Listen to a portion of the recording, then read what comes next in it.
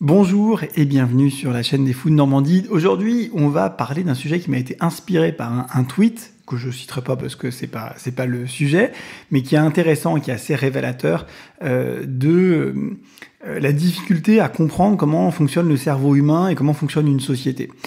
Alors que pourtant, vous allez voir ce que je vais vous dire, c'est des lapalissades, c'est du bon sens, mais à deux balles, c'est vraiment d'une simplicité confondante, et je m'en excuse par avance, vous n'allez rien apprendre dans cette vidéo. Mais j'ai vu un tweet, et surtout une série de réponses à ce tweet, très intéressante, sur la catastrophe de Fukushima. Alors, il est reproché que le focus médiatique soit sur la catastrophe nucléaire qui a succédé au tsunami, qui a lui-même succédé au tremblement de terre dans les eaux profondes au Japon.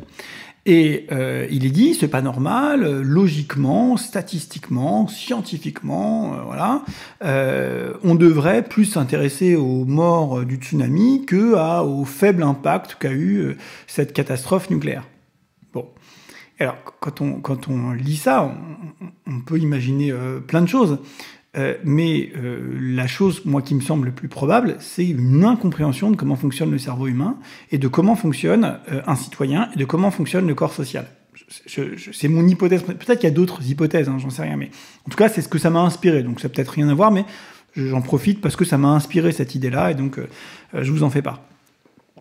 Mais j'ose même pas dire logique, tellement c'est une tautologie, tellement c'est évident, tellement que c'est comme l'eau ça mouille, d'accord, que les gens s'intéressent plus aux conséquences négatives maîtrisables qu'aux conséquences négatives non maîtrisables. Il est normal qu'ils s'intéressent plus aux conséquences négatives secondaires à quelque chose qu'ils ont créé eux-mêmes qu'aux conséquences négatives secondaires à quelque chose qu'ils n'ont pas créé. Pour dire les choses clairement, il est normal qu'ils s'intéressent plus aux conséquences négatives d'une centrale nucléaire qui n'est pas née comme ça spontanément, d'accord, qui a été créée par des êtres humains, plutôt que au tsunami ou au tremblement de terre. Parce que je vais vous dire un secret, ce n'est pas, en tout cas, sauf information que je n'aurais pas, ce n'est pas les êtres humains qui créent les tremblements de terre, et ce n'est pas les êtres humains qui créent les tsunamis secondaires au tremblement de terre. Sauf information que je n'aurais pas eue, et je m'en excuse dans ce cas-là. Et donc, il est assez légitime qu'on s'intéresse plus soit aux conséquences du tremblement de terre et du tsunami sur, je sais pas moi, les bâtiments, et c'est ce que l'être humain fait, il augmente son niveau d'exigence anti-sismique, anti-tsunami, anti-machin, soit aux conséquences, donc sur d'autres types de bâtiments que sont spécifiquement les centrales nucléaires. D'accord ? C'est logique, parce qu'on y peut quelque chose. On ne peut pas, à ma connaissance, empêcher les tsunamis secondaires à un tremblement de terre. Et on ne peut pas empêcher les tremblements de terre. Encore une fois, sauf information nouvelle. Donc pourquoi voulez-vous que la société ouvre un débat profond, fourni, avec des articles, des interviews, des débats, etc., sur comment on peut éviter qu'il y ait des tremblements de terre et des tsunamis ?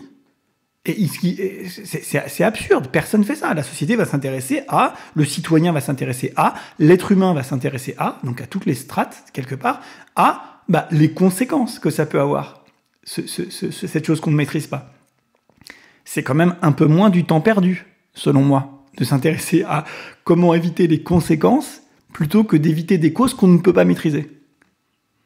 Vous imaginez un débat comme ça, un plateau télé, on invite 10 personnes et on va les faire parler de « Bon, alors vous, parlez-moi un peu de comment éviter les tremblements de terre. » Comment ça, éviter les tremblements de terre? Déjà qu'on arrive à peine à les prédire.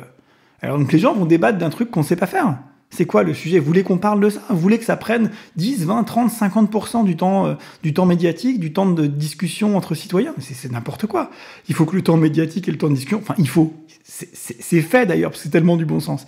Le temps médiatique, le temps de cerveau disponible du citoyen qui s'interroge sur sa société, et le temps de la société s'interroge à ce qui est maîtrisable, à ce qu'on peut faire, pas à ce qu'on peut ne pas faire. Excusez-moi encore, c'est tellement évident, je ne sais même pas comment le dire plus simplement que je le dis, c'est incompréhensible. Le cerveau humain n'aime pas les choses qu'il ne peut pas maîtriser. Donc déjà, il a plutôt une aversion pour ça. Donc déjà que ça sert à rien d'en parler. Si en plus il aime pas ça, bah vraiment, ça lui donne de bonnes raisons de pas en parler. Et surtout, c'est inconséquent. On peut pas demander à des gens d'être inconséquents. Il faut demander aux gens d'être conséquents, c'est-à-dire de s'intéresser et d'avoir du temps de cerveau disponible sur des choses qui peuvent être utiles. Sur, par exemple, comment on peut éviter qu'à l'avenir, un tremblement de terre et un tsunami qu'on ne peut pas maîtriser ait moins d'impact sur quelque chose qu'on peut maîtriser, à savoir les installations nucléaires, par exemple, ou les installations de bâtiments, de sécurité, ou je ne sais quoi.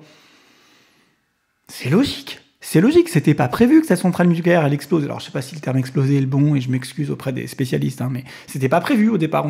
C'était pas l'objectif de la création au départ. Donc comme il y a un truc qui a merdé, ça s'est pas passé comme prévu, bah on se dit bah tiens, ce serait peut-être bien d'y réfléchir pour qu'à l'avenir ça ne se passe pas. Et honnêtement, c'est ce qui se passe en fait. Les autorités le font, les médias en parlent. C'est logique, il y a rien d'étonnant. Ce n'est pas un complot reptilien Illuminati. Si les gens parlent de ça, c'est du bon sens.